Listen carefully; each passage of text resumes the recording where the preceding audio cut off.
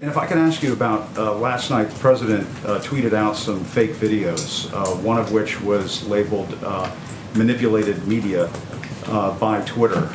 Why is the president sharing fake videos on Twitter about two toddlers who are obviously showing a lot of love for one another? It seems as though he's exploiting children to make some sort of crass political point. Why is he sharing fake videos? He was making a point about CNN specifically. He was making a point that CNN has regularly taken him out of context, that in 2019, CNN misleadingly aired a clip from one viewpoint repeatedly to falsely accuse the Covington boys of being, quote, students in MAGA gear harassing a Native American elder. That's a harassing video, a misleading video about children that had really grave consequences for their future. So you're saying it's okay to exploit two toddlers hugging one another on a sidewalk to make some sort of political point. As you know, the president has described members of the press as fake news during the course of this administration.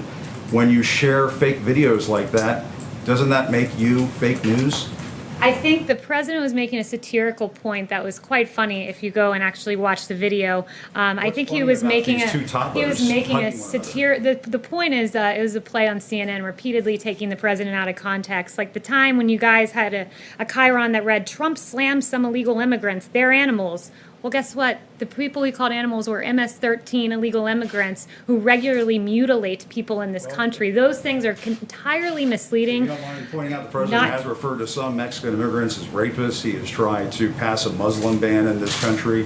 He has described black NFL players as sons of bitches if they take a knee during a football game.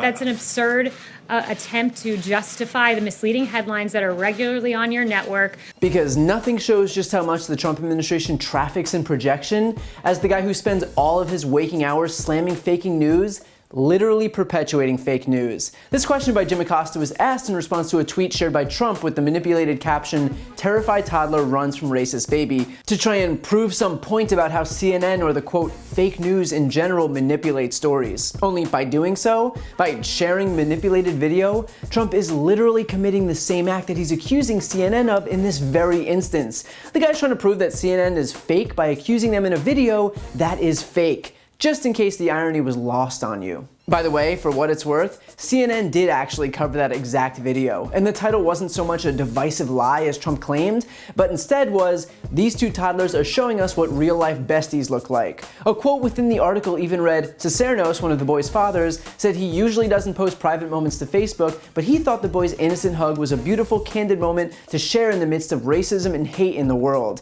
Quote, "The reason that it's getting attention is because it is with a little black boy and a little white boy, but if it can change someone's mind, or just change their views on things, then it's totally worth it." So if Trump is going to try and manipulate his own Twitter followers, he might want to at least try and make sure that his entire point hasn't already been directly refuted. And of course, what would Kayleigh McEnany be doing up there at the lectern if not deflecting a perfectly valid question to something completely unrelated? Like when Jim Acosta asks about the fact that Trump shared manipulated media despite accusing everyone else of being fake news, Kayleigh's response was to point to a clip about the Covington students from 2019. That's how much this White House values accountability, that they're willing to dredge up examples from a year ago to desperately absolve themselves for their actions today. Checks out. But the best part is Kayleigh stepping in it and trying to claim that CNN has unfairly accused Trump for his rhetoric against immigrants, only to have Jim Acosta wheel off a laundry list of examples of Trump launching disgusting attacks on immigrants. Someone should probably let Kayleigh know that of all the hills to die on, Trump's rhetoric regarding immigrants probably isn't it. And look, we can go on and get mired in the minutia, but the point here is that this White House isn't interested in accountability of any kind. And if they are ever called out for inappropriate behavior or actions, they're content to just point to some random moment that occurred in the past and try and both sides the issue into oblivion.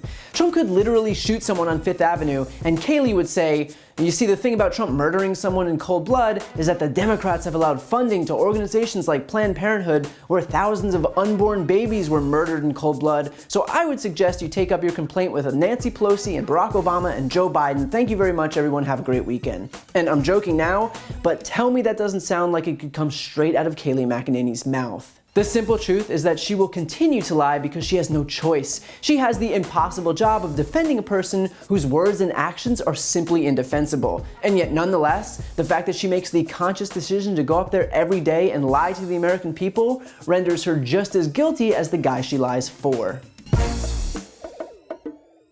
If you like that video, please check out my brand new podcast, No Lie with Brian Tyler Cohen, where I'll cover the most important political stories of the week and interview major players in the world of politics. Available now on Apple Podcasts, Spotify, or wherever you get your podcasts. Check it out and subscribe now.